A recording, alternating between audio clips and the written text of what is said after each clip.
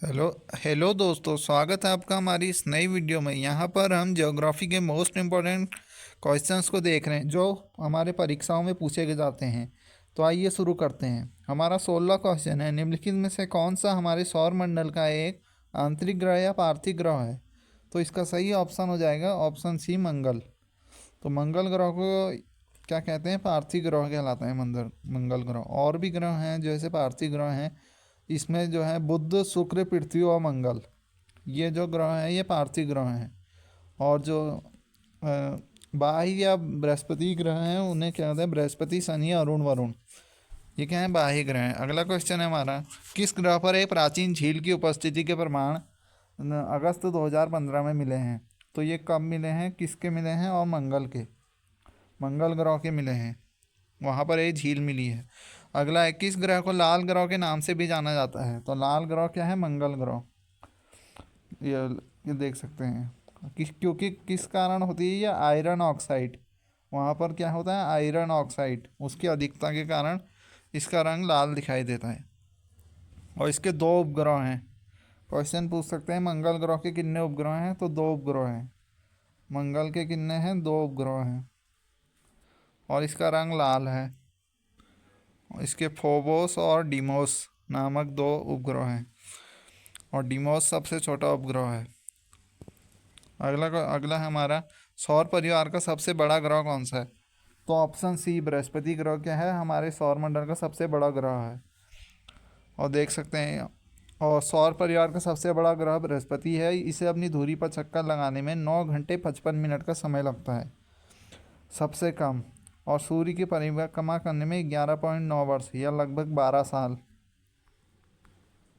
और जब बृहस्पति एक चक्कर पूरा करता है तब जो कुंभ का मेला होता है वो लगता है। और देख सकते हैं उपग्रहों की संख्या पूछ सकते हैं हमसे। पृथ्वी का एक है, मंगल के दो, बृहस्पति के 79, शनि के 82। सबसे ज़्यादा अभी वर्तमान में जो ग्रह हैं वो उपग्रह वो शनि के सबसे ज़्यादा हैं। और निम्नलिखित में से किस उपग्रह का सबसे अधिक प्राकृतिक उपग्रह हैं? तो प्रश्नकाल में बृहस्पति के पास सर्वाधिक 67 ज्ञात उपग्रह थे, तथा वर्तमान में सबसे उपग्रह की संख्या 79 और शनि के उपग्रह की संख्या 82। तो ये जब क्वेश्चन पुराना था तब बृहस्पति के थे, लेकिन अभी जो है वो शनि के हैं। 82 शनि के सबसे ज़्यादा हैं। तो अभी के लिए हमारा ऑप्शन सी सही होगा। अगला क्वेश्चन है हमारा, चंद्रमा का आकार पृथ्वी के आकार का लगभग कितना है? 1/4वां है। और जो चंद्रमा पर जो गुरुत्वाकर्षण, पृथ्वी पर जो गुरुत्वाकर्षण त्वरण है वो 1/6 है चंद्रमा पे। अगला ये देख सकते हैं हम, चंद्रमा की सतह पर कौन सा तत्व पाया जाता है? D, titanium. तो चंद्रमा पृथ्वी का एकमात्र प्राकृतिक उपग्रह है। और चंद्रमा की सतह पर इसकी आंतरिक स्थिति का अध्ययन करने वाले विज्ञान को सेलेनोलॉजी कहा जाए। इसके चट्टानों में टाइटेनियम की मात्रा अत्यधिक है। टाइटेनियम पाया जाता है यहाँ। चंद्रमा और पृथ्वी के बीच की दूरी, औसतन दूरी 3,3,84,000 किलोमीटर है। लगभग 3,84,000 इतने किलोमीटर है पृथ्वी और चंद्रमा के बीच की दूरी। तो हम देख सकते हैं सारे फैक्ट्स हैं, आप इन्हें पढ़ सकते हैं। और हमारा अगला क्वेश्चन है, एक टेक्टोनिक प्लेट क्या है जो एशियाई और प्रशांत प्लेट के बीच स्थित है? तो एशियाई और प्रशांत के बीच कौन सी प्लेट स्थित है? Tectonic plate. प्लेट विवर्तनिक सिद्धांत के अनुसार फिलिपन प्लेट एशियाई प्लेट और प्रशांत प्लेट के बीच स्थित एक टेक्टोनिक प्लेट है। तो ऑप्शन डी सही हो जाएगा, इसमें फिलिपन प्लेट है। टेक्टोनिक प्लेट ठोस चट्टान का एक विशाल अनियमित आकार का एक स्लैब है जो एक बड़े या विस्तृत प्लेट पर टूटा हुआ भाग है। यह सामान्यतः महाद्वीप और महासागरीय स्थलमंडल दोनों से मिलकर बना होता है। तो इसका ऑप्शन डी सही हो जाएगा। अगला है, पृथ्वी पर सर्वाधिक शीतल तापमान पूर्वी अंटार्कटिका में कितना रिकॉर्ड किया गया है? तो 93 डिग्री सेल्सियस माइनस अंटार्कटिका में सबसे जो हमारा लो टेम्परेचर है। पृथ्वी की संरचना में रासायनिक लौह तत्व आयरन की कितनी मात्रा है? तो लगभग 32 से लेकर 35%। ये देख सकते हैं हम, आयरन की 32 है, ऑक्सीजन 30, सिलिकॉन 15, और ये देख सकते हैं हम सभी को। और अगला क्वेश्चन है हमारा, पृथ्वी के उत्तरी गोलार्ध में रहने वाले कुल मानव आबादी का अनुमानित प्रतिशत कितना है? तो 90%। उत्तरी गोलार्ध में कितने कुल मानव की आबादी आबादी का अनुमानित प्रतिशत कितना है? 90% से अधिक जनसंख्या निवास करती है। पृथ्वी का कठोर बाहरी हिस्सा जिसमें क्रस्ट और बाह्यदल मेंटल शामिल है, क्या कहा जाता है? उसे कहा जाता है स्थल मंडल। जो कठोर होता है भाग, उसे स्थल मंडल कहा जाता है, बाह्यतम। पृथ्वी की पपड़ी का प्रमुख अंश मुख्य रूप से गठित होता है, तो सिलिकॉन और एल्यूमिनियम से गठित होता है, और इसकी डिटेल आप पढ़ सकते हैं। अगला है, पृथ्वी क्या है? पृथ्वी अंडाकार पथ पर सूर्य की परिक्रमा करती है। तो पृथ्वी क्या है? अंडाकार पथ पे। पृथ्वी, शुक्र, मंगल, बुध, ये सब क्या है? दीर्घवृत्तीय या अंडाकार होता है। इसका क्या होता है? दीर्घवृत्ताकार होता है। और जो सूर्य होता है वो यहाँ पे होता है। और सभी ग्रह क्या होते हैं? सूर्य की दीर्घवृत्ताकार कक्षा में चक्कर लगाते हैं। वर्ष का सबसे लंबा दिन कौन सा है? तो ऑप्शन सी, 21 जून। 21 जून को कर्क रेखा पर लंबवत पड़ती है सूर्य की किरण, और इस कारण क्या है? सबसे लंबा दिन होता है।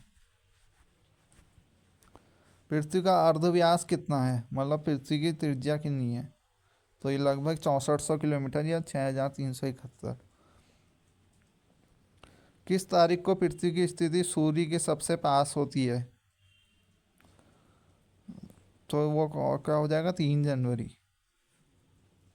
3 जनवरी को पृथ्वी सूर्य के सबसे नज़दीक होती है, लगभग 14.7 करोड़, और इसे उपसौर कहते हैं।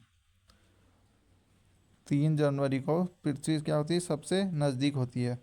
और 4 जुलाई को पृथ्वी सबसे अधिक दूर होती है, 15.2 किलोमीटर। इसे अपसौर कहा जाता है। तो क्वेश्चन पूछ सकते हैं, क्वेश्चन बन सकता है, उपसौर कब होता है? तो 3 जनवरी को क्या होता है? उपसौर होता है। और अपसौर 4 जुलाई को। 21 जून को सूर्य कर्क रेखा पर लंबवत चमकता है, और 22 दिसंबर को सूर्य मकर रेखा पर लंबवत चमकता है। 21 जून को दोपहर को सूर्य की स्थिति एकदम सिर के ऊपर कहाँ पर होती है? बी, ये बी ऑप्शन।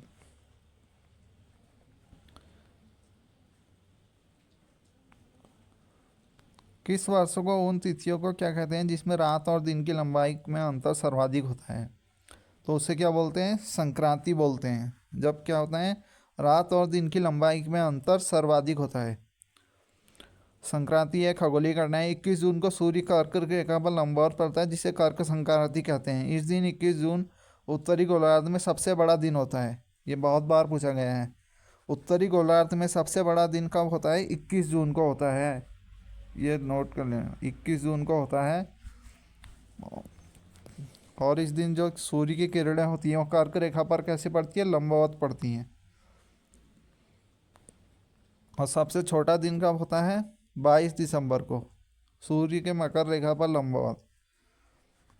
जो सबसे छोटा दिन होगा, सबसे छोटा, वो किस दिन होता है? 22 दिसंबर को। सबसे छोटा दिन कब होता है? 22 दिसंबर को। और सबसे बड़ा 21 जून को। पृथ्वी का विषुवत व्यास कितना है? तो ऑप्शन ए, लगभग 12,756 किलोमीटर क्या है विषुवत व्यास। पृथ्वी का आकार में सबसे कौन सा हुआ है? 5वां बड़ा ग्रह है, और यह अपने अक्ष से 23.5 डिग्री झुकी हुई है। ये पूछते हैं। यह सौरमंडल का एकमात्र ग्रह है जिसमें जीवन है। इसका एकमात्र उपग्रह चंद्रमा है। बाकी डिटेल्स आप पढ़ सकते हैं। और दक्षिणी गोलार्ध में सबसे छोटा दिन कौन सा है? वहाँ उत्तरी गोलार्ध में सबसे बड़ा होता है, लेकिन दक्षिणी गोलार्ध में सबसे छोटा दिन उल्टा होता है। तो हमने आज इनने क्वेश्चन देखे।